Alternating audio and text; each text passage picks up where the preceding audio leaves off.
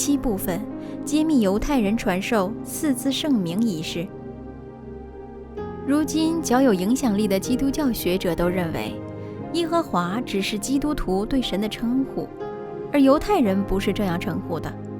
既然如此，我们就要从古老的犹太根源，看看他们是如何称呼神的名字。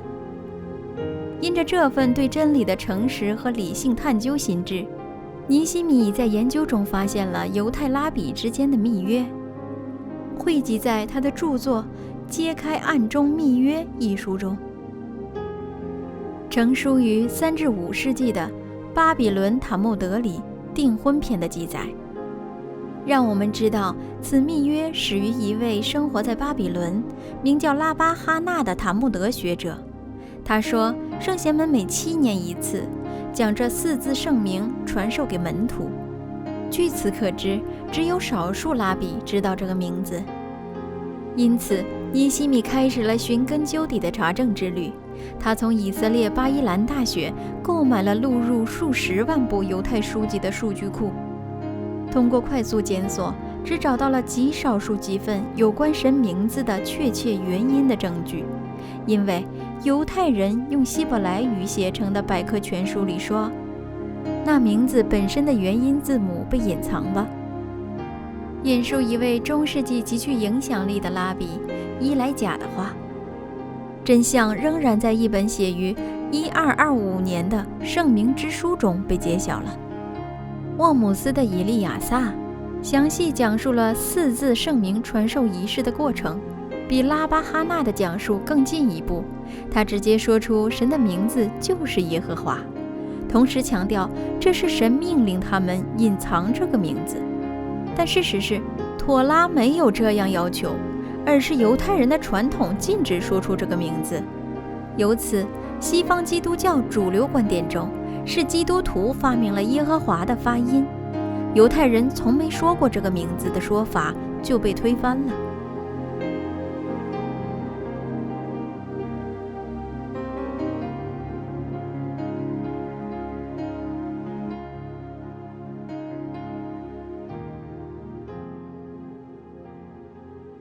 We are back with Nehemiah Gordon this week, and he is going to be revealing things from ancient Hebrew sources, ancient Hebrew documents, manuscripts that have never been translated. In fact, they have never even been printed in Hebrew. He's going to go and take us back because this prophetic utterance that would be called forth in the last days, where the Gentiles in Israel will call upon the name of Yehovah, it has been hidden in plain sight, but not in such plain sight that anyone can see, because the New Testament, Shaul's letters, Paul's letters say that the oracles of God, the communication of God, was committed to the Jews.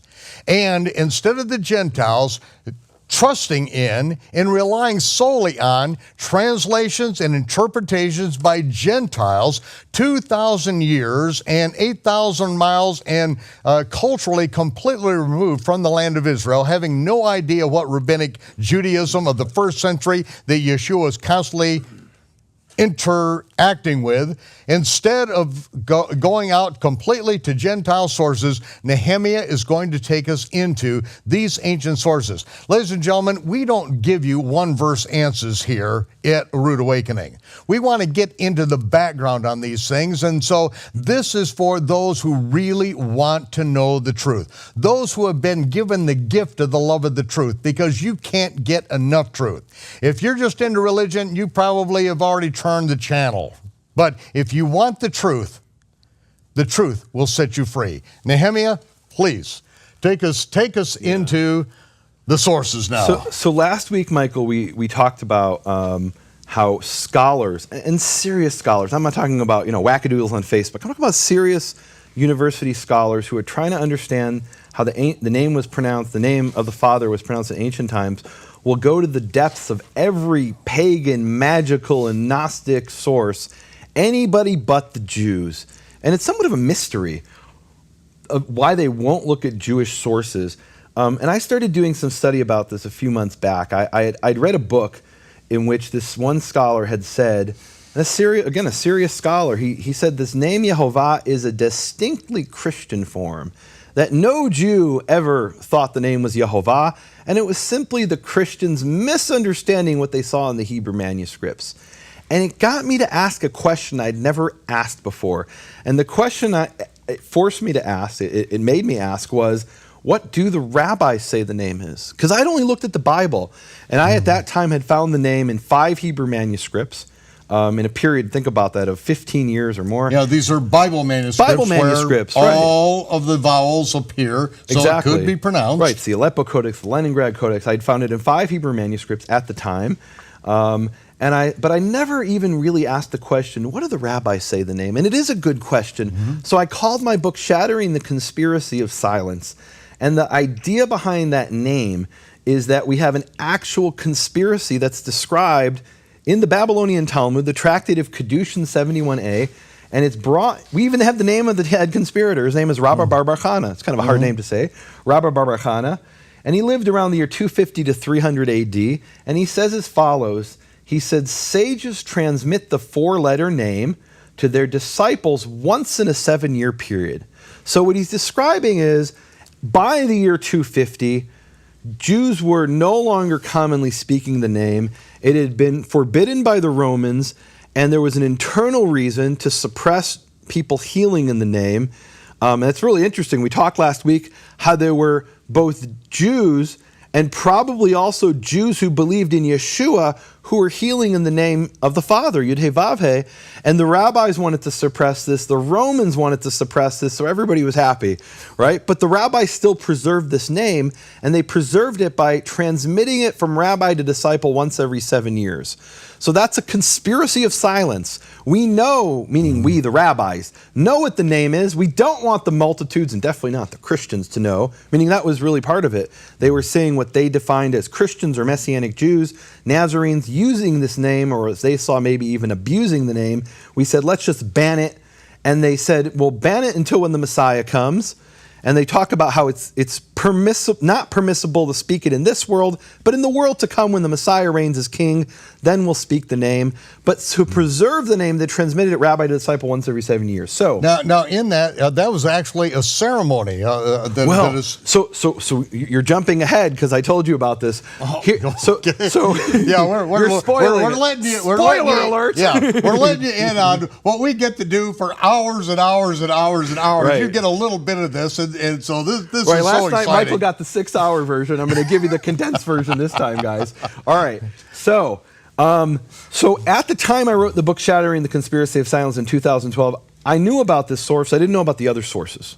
Okay. And what I knew is that the rabbis in the Talmud in the year 250 AD are telling us they transmit the name every 7 years. But the reason scholars will plumb the depths of every pagan source for the pronunciation of the name is they don't believe what the Talmud says. They say, come on, the rabbis didn't really transmit the name once every 7 years. Surely if they did that, we'd find traces of it in later Jewish sources, right? And where are those traces? Meaning, we have over 100,000 Jewish books, and I mentioned to you I have a database with over 100,000 Jewish books. It came out of Bar-Ilan University. It costs about $1,000 with all the updates. And scholars at Bar-Ilan University have been typing in Jewish books since the 1970s.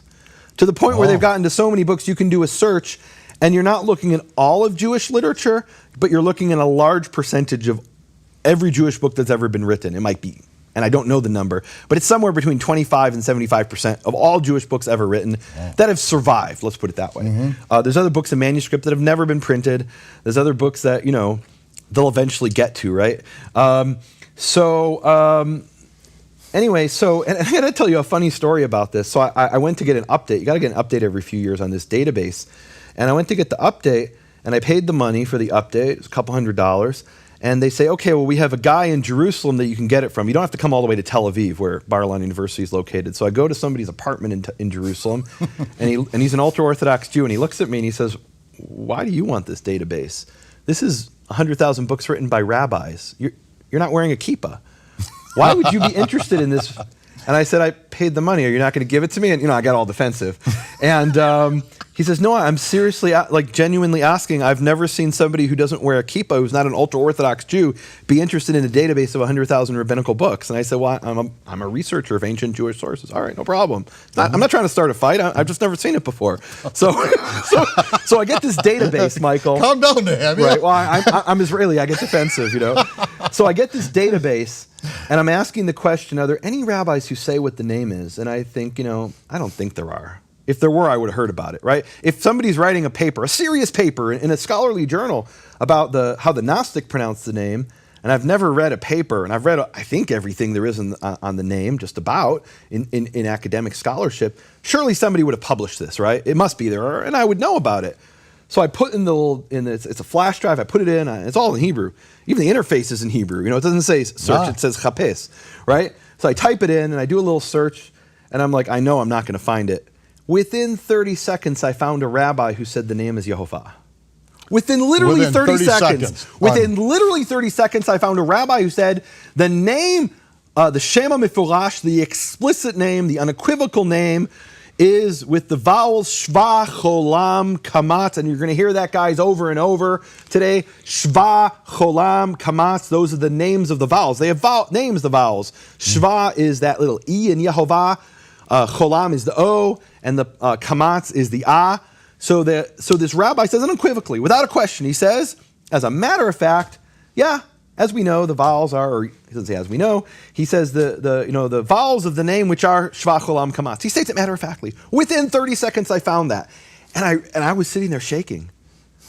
I didn't think I would find it. And there I found it in 30 seconds. And I realized, if I found this in 30 seconds, and all I did was search in the database. Now, I had to have the database, and I had to be able to read Hebrew and search in Hebrew. But literally, it took me 30 seconds to find it. And what it made me realize is if I could find it in 30 seconds, and nobody's ever talked about this that I've ever read in scholarship. They're talking about the Gnostics, and they're talking about the Greek magical papyri, but not this source. That means nobody's ever looked. Because if they'd looked, they would have found it in 30 seconds. Yeah. Maybe it would have taken them 5 minutes. I'm good. But literally nobody's ever looked to see what do the rabbis say the name is, and why don't they look? So the reason they don't look, and I looked this up in Hebrew Jewish sources, you can't blame the pagans or the Christians or the agnostics for this. This is Jewish Israeli sources, an encyclopedia in Hebrew. And it's saying our rabbis, these are Orthodox Jews writing, saying our rabbis didn't know how to pronounce the name. And they give a source. So what do? I'm a troublemaker. I look up the source. And you know what the source says, Michael? It's a source from around 1750 from a rabbi named Elijah of Vilna. Let me read you what it says. It's pretty cool. Now, he was actually, turns out, the rabbi of my ancestor, of my fifth great-grandfather. My great-great-great-great-grandfather was the number one disciple of Elijah of Vilna. And what Elijah of Vilna, who's quoted in the encyclopedia as the source that the rabbis don't know the name, what he said was... Okay, so this is... This is a rabbi in around 1750, and it's taken as well. The Jews don't know the name, Elijah of Vilna. And he was a brilliant... He's called the Vilna Gaon, which means the genius of Vilna. And if I can find you the source, I can read it to you. And give me a second here. I'm doing my little search here. 1 second. I have like dozens and dozens of sources on my laptop here. And okay, so he says the vowels of the name itself are hidden. Its vowels are the secret of the Tetragrammaton. Okay, so we know that. Okay. Meaning the consonants of the Tetragrammaton of the name Yud He Vav He, of the name of the Father, that's not even a question. They're Yud He Vav He. The vowels are the secret of the Tetragrammaton, and he says the vowels of the name itself are hidden. So the modern 20th century encyclopedia written in Hebrew by rabbis say, well, the rabbis didn't know what the vowels were. Is that what he says? No. No, he says they're hidden. Right. He doesn't say he doesn't know what they are. Doesn't say don't know how to pronounce it. He's not saying I don't know how to pronounce it. He's saying this is hidden. We don't reveal this secret, which is a big difference. Now, so I mentioned before that. So an encyclopedia is where people are getting their information from, and the encyclopedia is incorrectly quoting the source. Well, no, it's interpreting the source. Interpreting the source. And so what I do is I look up the source, and it doesn't say what they claim it says. Now, if that was all the information, you could argue back and forth. Did the rabbis know what the name was, or didn't they know what the name was, right? I mean, here's a rabbi who says it's hidden. Is it hidden to him, or is it just hidden to the public? So, and they transmitted it every 7 years. Surely there must be a trace of that somewhere in Jewish literature, that this ceremony continued of transmitting the name once every 7 years. So while I was doing this research, I stumbled upon a reference to something called Sefer Hashem, the Book of the Divine Name. It's by a rabbi named Eleazar Rokeach, who's known in English usually as Eleazar of Worms. Worms is a city in Germany. And this rabbi wrote a book in the year 1225, the Book of the Divine Name. And the amazing thing about this is the book was never printed. And it wasn't printed until the year 2004. So this is a book that remained in handwritten manuscript form even after printing was invented, because it was considered so secret. And it wasn't until the 21st century that somebody decided to, break the secret. I mean, because printing's so easy today, right? Anybody with a desktop computer and literally a physical printer can print a book, and So someone in 2004, for the first time, printed a book from 1225. And so I heard about this Book of the Divine Name, and what it describes in it is the exact type of thing described in the Talmud, but 1,000 years later, a ceremony of transmitting the name. 1,000 years after. 1,000 years after Rabbah Chanah saying, sages transmit the name to their disciples, we see how this was done by this rabbi in 1225. And what he describes is this elaborate ceremony. And in the elaborate ceremony, you have a rabbi and a disciple who go through a purification process. They fast, and they immerse themselves in a mikveh of water, and then they don white clothing, and then they do something a little bit strange at first until you read it in Hebrew. And by the way, it was printed for the first time in 2004, after nearly 800 years, and it's never been translated into English. In fact, the general public will hear this text for the first time ever in English. If I read you a little excerpt here, it's never been translated into English. Okay, so here it is. It's going out to more than 127 countries around the world the first time, and here it is. So it describes this ceremony. I won't read the whole thing because I want to get to some other things, but it talks about them fasting, and then it says the rabbi will, and it says one of the part of the ceremony is they stand up to their ankles in water. Seems really strange. And it talks earlier in the ceremony, they reveal the name over water. There's a strange ceremony taking place related to water. They're immersing in water, and they're standing in water, and so what does this mean? So it says as follows. It says, the rabbi will then open his mouth after all this preparation in awe and say, blessed are you, and then he speaks the name. Yehovah, our God, King of the universe, Yehovah, God of Israel, you are one and your name is one. And Michael, you are one and your name is one. That's a reference to Zechariah 14, verse 9. Michael, you asked me the other day, we were discussing this beforehand, you asked me, so when was, one of the first times you became aware of the issue of the name? And one of the things I've shared in the past is Zechariah 14:9 was a verse that was burned into my heart early on. It's actually the closing verse of daily rabbinical prayers that I grew up with. And I got to be honest, Michael, the rabbis have daily prayers that I was expected to go to. Sometimes I only came at the end. I was bored during these prayers by rote, but I always loved that prayer at the end. And it's the verse in Zechariah 14:9, and I still remember it as the song I heard in the synagogue. Can I sing it for you? Please do. So in Hebrew, and remember, in the synagogue, the tradition is don't speak the name Yehovah, speak it as Adonai. So that's how I remember it. Mm-hmm. But the verse was, Vahaya Adonai. This is the closing part of the entire long 45-minute prayer service, and on Shabbat, like more than 40, like a long prayer service. It'd be like 2 hours. Vahaya Adonai lemelech al kol haaretz bayom hahu yihyeh Adonai echad ushemo echad. And it shall come to pass that Yehovah will be king over the entire earth. And on that day, Yehovah will be one, and his name will be one. So that just gets into every fiber of your being when you hear this day after day, week after week. And I remember being there in the prayers thinking, what they just did for 45 minutes, I'm so bored. But this I connect to. the hope that one day Yehovah will be king over the entire earth, here on earth, not in some kind of mystical sense, but we'll have peace over the entire earth with Yehovah as our king, having defeated our enemies, bring peace to the world, and everyone will call on his name will be one. Everyone will call on his name. So that was early on, without even realizing I was being tied to the name, that just permeated my very soul. And that's the verse that the rabbi is referring to here when he makes the statement, blessed are you. And when he says it in the ceremony, he doesn't say, blessed are you, Adonai. He says, blessed are you, and he says the actual name, Yehovah. He says, blessed are you, our God, King of the universe, Yehovah, God of Israel. You are one, and your name is one. And he says, you commanded us to hide your great name. Where did he command that? That's in the oral tradition, right? And so as part of that tradition, we have to hide the name, but we're not blotting out the name, so we're transmitting it to our disciples.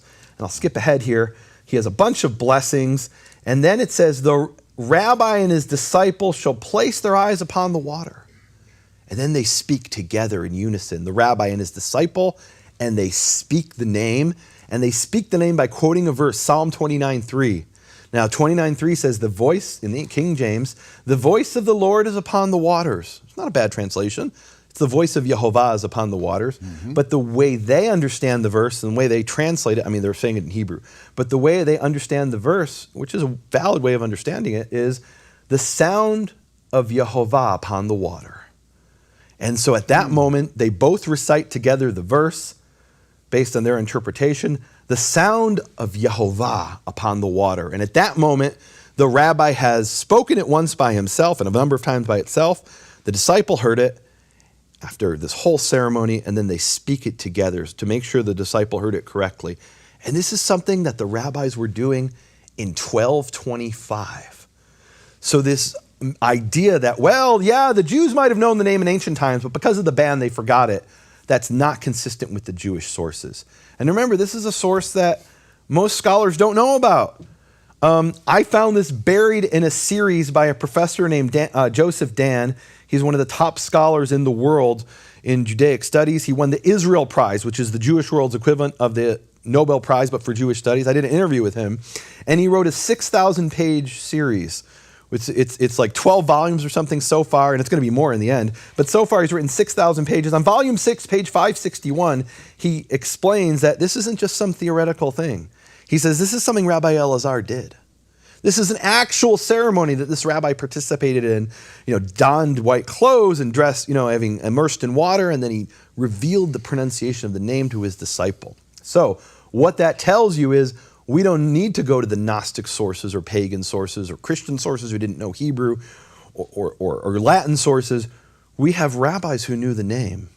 Now, I could stop here, but there's another source that confirms this. And this is a source that was written in Hebrew around the year 1450 by a little-known rabbi in Jerusalem named Joseph Ibn Tzayach.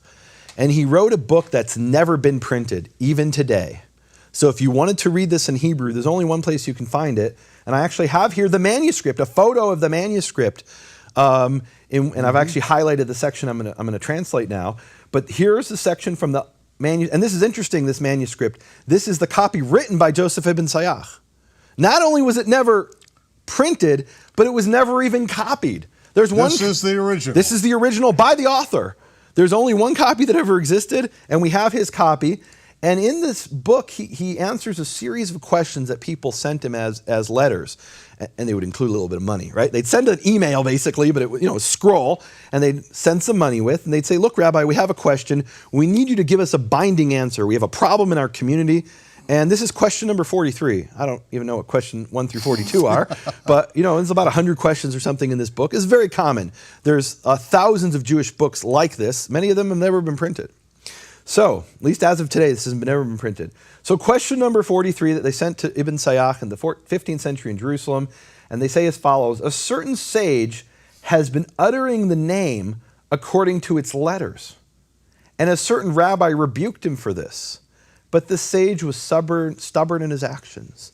So what they're describing here is they're saying, Rabbi, help us. There's a sage in our community who's speaking the name Yud-Heh-Vav-Heh.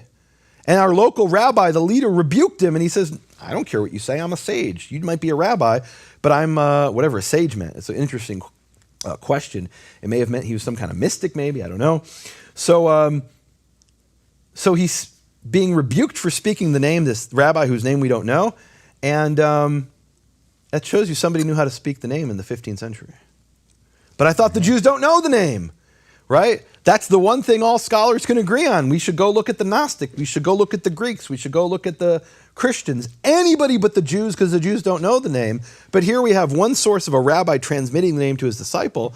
And in the second case, not only does the rabbi receive the name from his rabbi, but he's speaking it out loud and getting in trouble for it. And the interesting thing is Ibn Tzayach rebukes the sage for speaking the name. He says, you're sinning.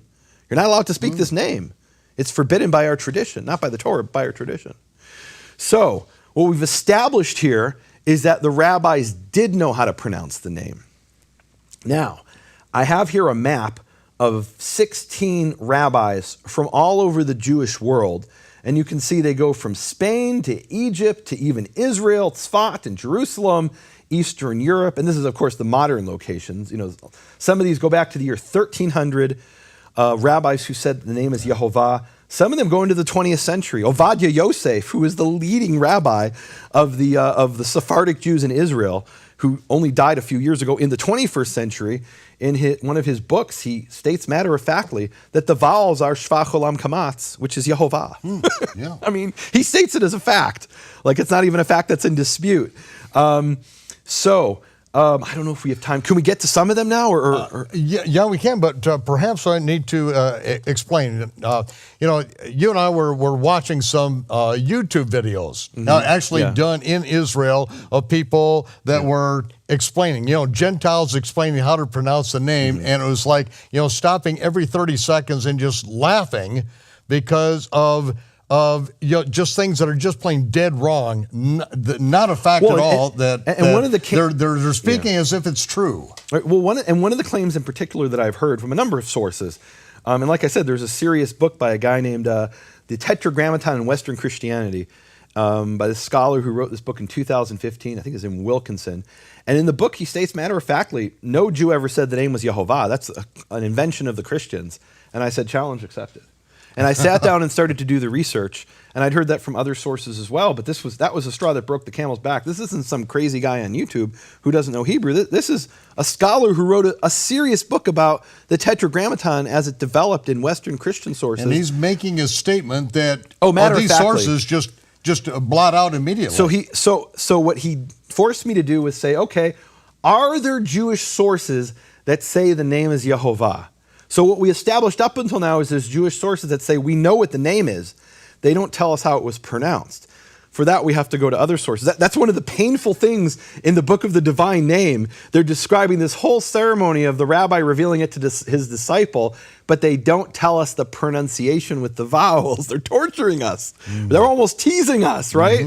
The rabbi teaches his disciple in 1225, but doesn't tell me. What good is that to me? So I found sources where it does have the pronunciation of the name. And as I told you, the first one I found was one that took me 30 seconds to find once I looked.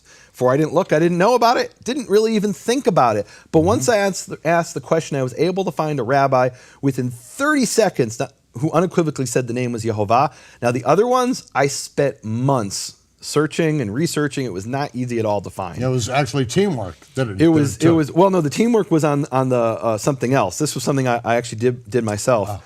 That was the manuscripts of the name, which maybe we'll get to in a future episode. I'm actually talking about rabbis who tell us that the name is Yehovah. And you could say, well, who cares what a rabbi says? And that was actually my attitude at first.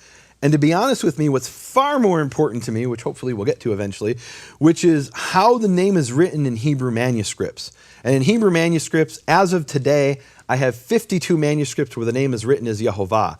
Manuscripts of the Bible. Of the Bible itself. And to me, one manuscript of the Bible written by the scribes who preserve the oracle of God are more important than a million rabbis. But it's worth seeing what these rabbis say, because the claim is, well, no Jew ever thought it was Yehovah. Well, let's see what the rabbis say. Let the rabbis speak. And one of the things that has been taught in the Western Gentile Christian world is that Yod He Vav He, that they inserted the vowels of Adonai in it. That's one of the claims. And that's a fact. That's a fact. That's but not what true. is it? It's not true. It's Right. just plain not true at all. It's not true at all, and it's not what the rabbis thought either.